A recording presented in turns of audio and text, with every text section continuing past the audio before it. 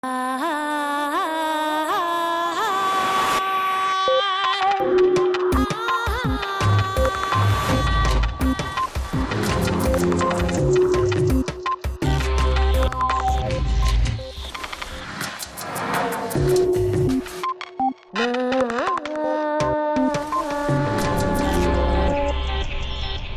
mayoría de los políticos saben que las leyes antidrogas no funcionan.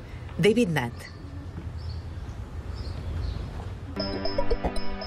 ¿Qué daños causa una droga en el usuario? ¿Y en su entorno? ¿Tienen en cuenta las leyes antidroga esos daños? Si hay tal cantidad de sustancias distintas consumidas por millones de personas en todo el mundo, debería existir una clasificación científica basada en los riesgos que implica consumir una droga u otra, desde los efectos en la salud hasta las repercusiones sociales. Hoy en redes, Eduardo Punset retoma su entrevista a David Nutt, psicofarmacólogo británico que cree en una política centrada en reducir los daños, más que en reducir la prevalencia de las drogas. Y la mirada de Elsa, de la mano del lama Tulku Lobsang, nos presenta una técnica de autoaceptación que ayuda a evitar las estrategias de huida a corto plazo, como los comportamientos adictivos.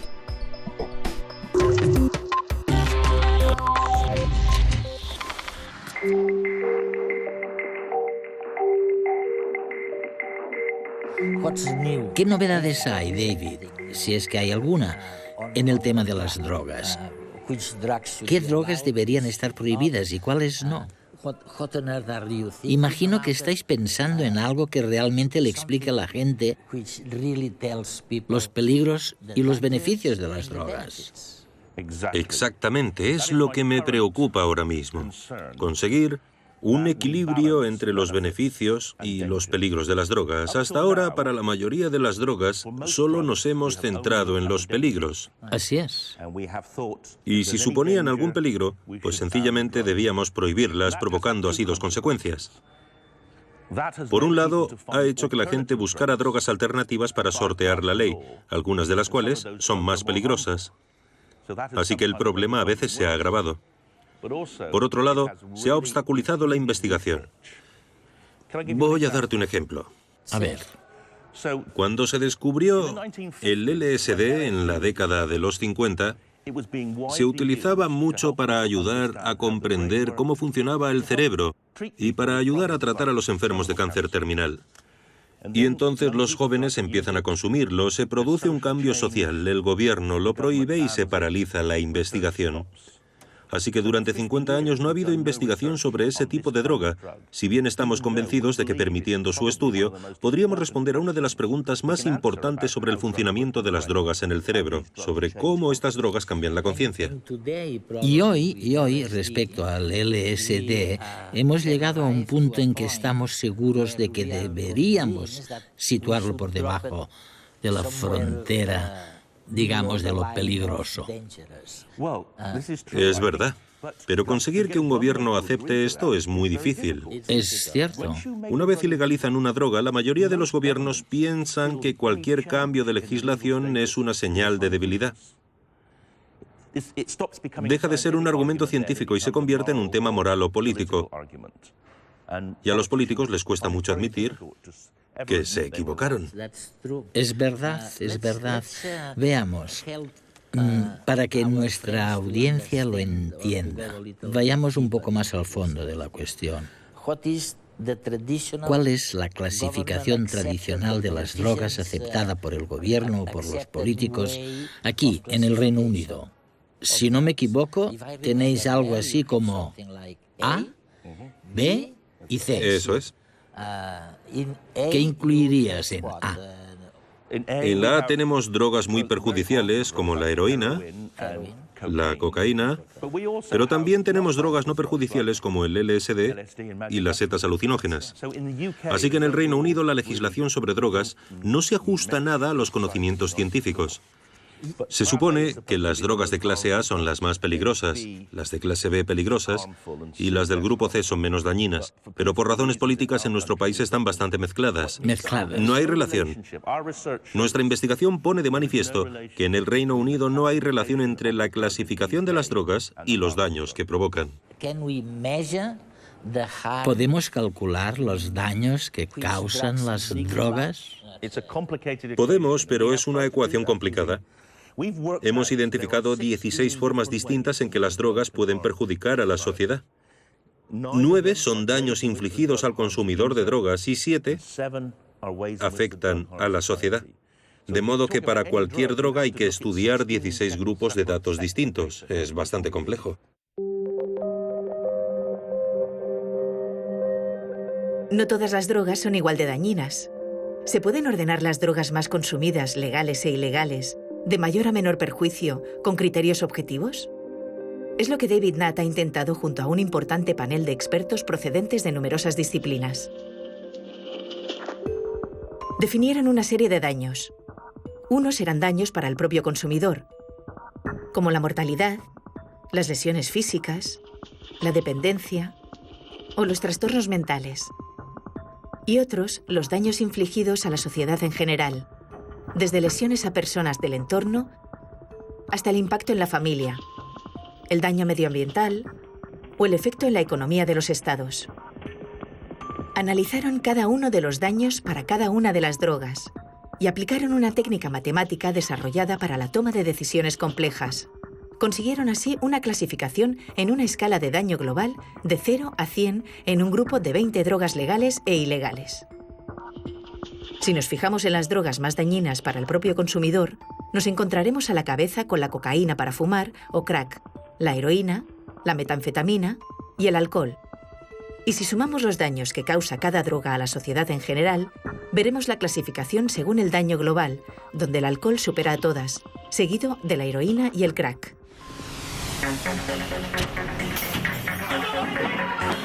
Hoy en España la legislación sobre drogas separa las sustancias entre las que causan grave daño a la salud y las que no causan tal grave daño, sin especificar qué daños o de qué drogas se trata. Iniciativas como la de David Nutt en Reino Unido han de servir para que el ciudadano conozca los riesgos de cada sustancia y para que la ley se apoye en los conocimientos, cada día más amplios, que tenemos sobre las drogas. Entre otras cosas, eres famoso no solo por tus conocimientos científicos sobre las drogas, sino también porque en una ocasión dijiste que los deportes ecuestres Sí. eran peores que algunas drogas. ¿Qué querías decir exactamente? Mira, soy médico y estoy especializado en tratar a pacientes con adicción a las drogas. Soy psicofarmacólogo. Estoy especializado en drogas. Y me interesa sobre todo utilizar las drogas, a menudo drogas ilegales como las anfetaminas, para ayudar a pacientes con daños cerebrales. He tratado a muchos pacientes así, y una vez vi a una mujer de 37 años, que había sufrido una caída de caballo que le había provocado una lesión cerebral. Le había cambiado la personalidad y había perdido su empleo, a su marido, a sus hijos. Con este caso, empecé a pensar en lo peligroso que es montar a caballo. Descubrí que montar a caballo, sobre todo si participas en carreras o saltos, es más peligroso que tomar drogas como el éxtasis. Hay más gente que se hace daño o que podría hacerse daño que al consumir la droga. Si se caen del caballo. Si se caen. Cuando hablas con jinetes, todos conocen a alguien que se ha muerto o se ha roto la espalda al caer del caballo. Si es verdad, si de verdad pudieras sugerir libremente una clasificación de las drogas, un grupo A, B y C de verdad, nuevos, ¿cómo sería esta clasificación? Hay fronteras naturales. Hay dos drogas muy populares que son legales. Una es el alcohol y otra el tabaco. Cierto. Ahora bien, pienso que si una droga es más peligrosa que el alcohol, véase la heroína, la metanfetamina o el crack, entonces esas drogas no deberían venderse. Pero creo que si una droga se considera científicamente menos perjudicial que el alcohol, en una sociedad que permite el alcohol, no tiene sentido prohibirla.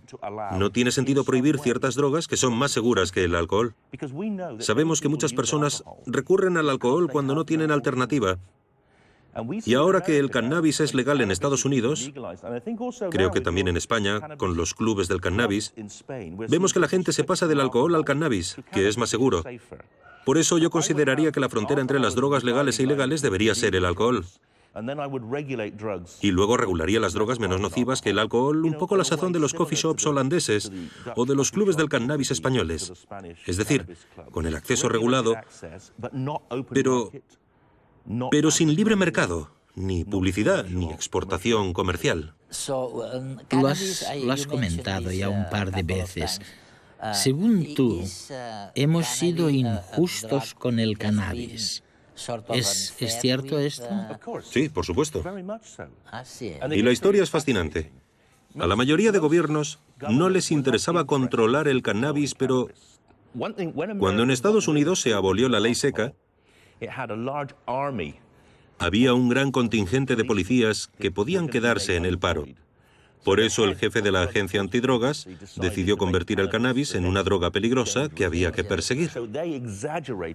Así que a fin de justificar su existencia exageraron los daños provocados por el cannabis y se centraron sobre todo en México y en la importación procedente de ese país. Después se incluyó en las Convenciones de Naciones Unidas sobre estupefacientes de 1961. La mayoría de países se oponían, pero hubo mucha presión por parte de los Estados Unidos y también de Egipto para que se incluyeran las convenciones. Y una vez introducido en una convención, una vez algo se declara ilegal, se convierte en el blanco de los responsables de hacer cumplir la ley, como la policía o los funcionarios de aduanas. Y el cannabis es un blanco fácil porque tiene muchos consumidores, porque puedes olerlo, porque es bastante voluminoso. Se convirtió en un blanco fácil y en el Reino Unido se persiguió con ahínco a los consumidores de cannabis. Jóvenes perseguidos simplemente porque estaban en posesión de pequeñas cantidades de cannabis. Es increíble porque hay algunas drogas, como el cannabis, que acabas de mencionar, que se supone que tienen algunos efectos positivos, aparte de los efectos perjudiciales. Y probablemente habría que incluir en el mismo grupo al LSD. Sí. Y el éxtasis. Sí. Drogas en cuyos efectos positivos o en cuyo potencial no pensamos nunca. Y creo que ese es el problema principal. Conseguir una versión pura de una droga ilegal es extremadamente caro. Por eso los investigadores dejan de investigar. Es uno de mis retos en lo que me queda de carrera, que se vuelvan a investigar esas drogas, porque casi seguro que el éxtasis es una droga muy útil para las personas con trastornos provocados por el estrés. El estrés crónico. La psilocibina, otro estupefaciente psicodélico, es útil contra las migrañas. También estamos desarrollando un estudio sobre la depresión resistente y, como ya he dicho, el LSD es muy útil para tratar a pacientes moribundos. Les ayuda a enfrentarse a la trascendencia de la muerte. Creo que nos iría mucho mejor si pudiéramos enfrentarnos a la muerte con algo más de ecuanimidad, entendiendo mejor. Lo que hacemos actualmente es envenenarlos con opioides, así que su mente ya está muerta. Mueren sin saber realmente lo que está sucediendo.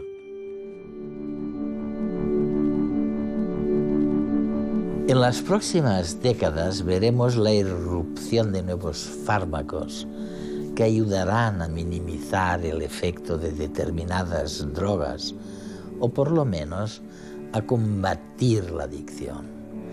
Ya sabemos que sustancias psicodélicas extraídas de hongos y plantas podrán ser útiles para vencer la adicción a opiáceos, al alcohol o a la nicotina.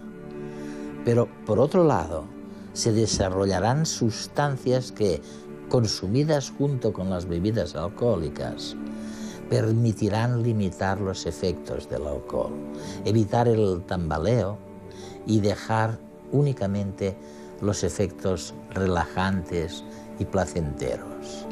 Y allá por el 2030, las bebidas no llevarán alcohol, sino un fármaco que activará los sistemas de relajación natural del organismo, como lo hace el alcohol, pero de forma mucho más segura. ¿Hay alguna razón por la que los políticos o los medios de comunicación se resisten a cambiar las clasificaciones? Creo que hay varias razones. En parte, política pura y dura.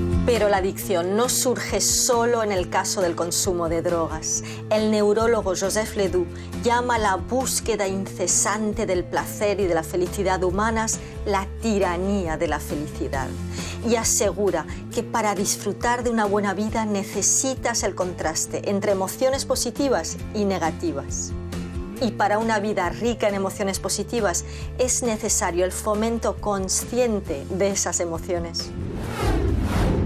Hoy vamos a explorar maneras de estimular nuestras emociones sin usar más sustancias que las que genera nuestro propio cerebro. Y lo vamos a hacer de la mano de alguien muy especial, el lama Tulku Lobsang. ¿Nos acompañas?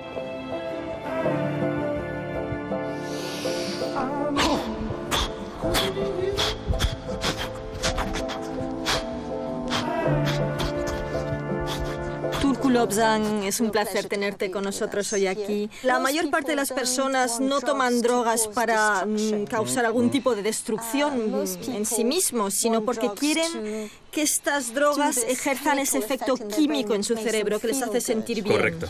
¿Verdad que nos dices que hay otras formas de lograr este mismo efecto? Sí, esto queda claro con el budismo tantrayana. El budismo tantrayana utiliza el placer, el gozo, la felicidad y la belleza, que se usa como vehículo para salir del sufrimiento.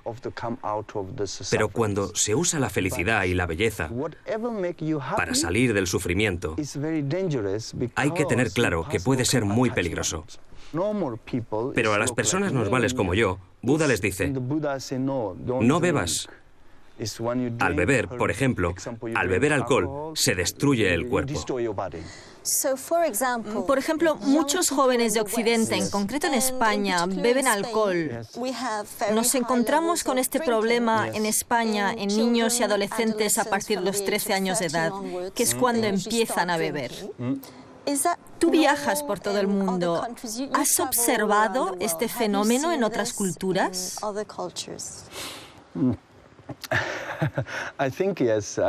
Creo que sí.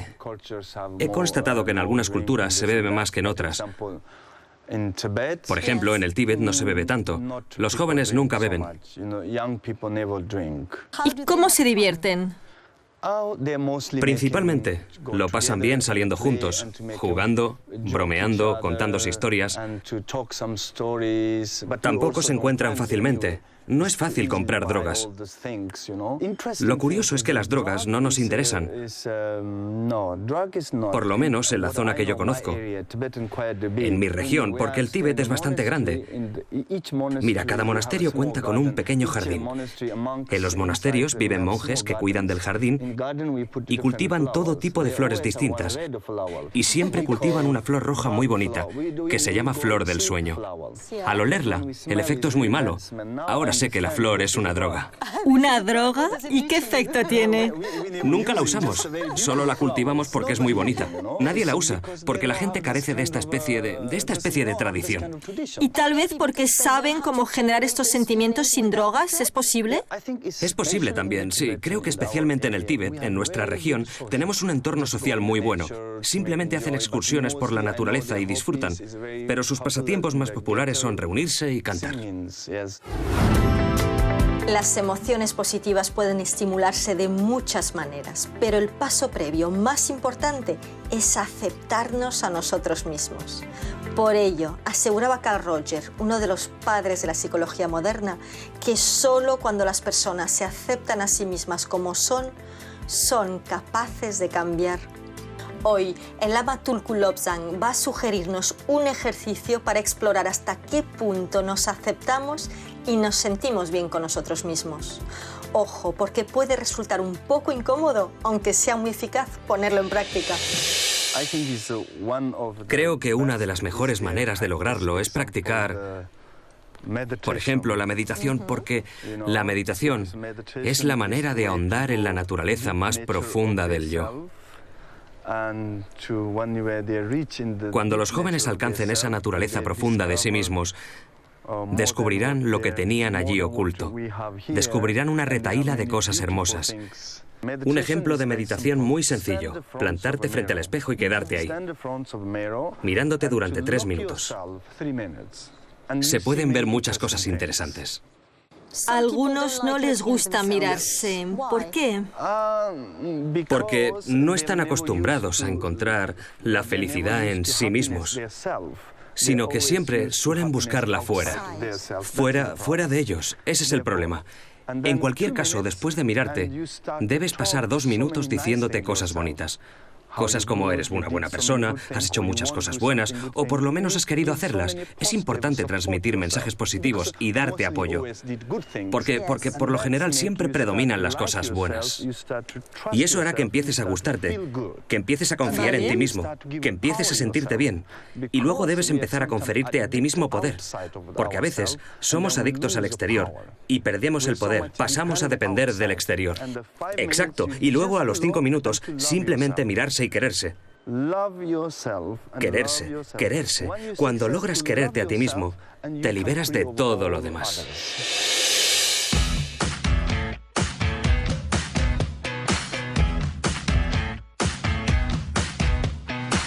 Hola Alberto, tú eres una persona muy atenta, que sabes escuchar. Las tortillas de patatas te salen de coña. Me encanta tu pelo tal cual, así que no te lo cortes nunca. Ay, Pilarita, ¿quién te ha visto y quién te ve? ¿Qué cantidad eres? Aceptarse uno mismo es clave para gestionar las emociones que activan las partes del cerebro más reactivas, aquellas que nos hacen vulnerables a la búsqueda de estrategias de huida o soluciones a corto plazo, como las drogas. Eres positivo. Eres sincero y me gusta cómo haces las cosas. Qué joven te veo. Eres fantástico. Tú eres un tío inteligente. Eres muy bueno. Mira.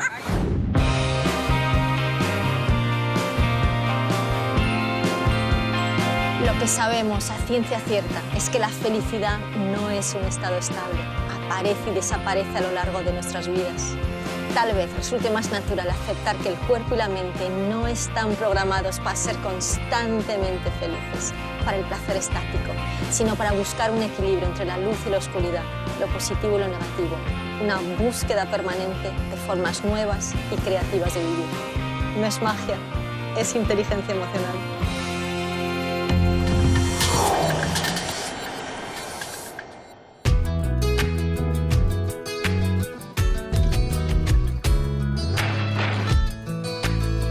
Quisiera preguntar por qué somos tan diferentes los unos de los otros.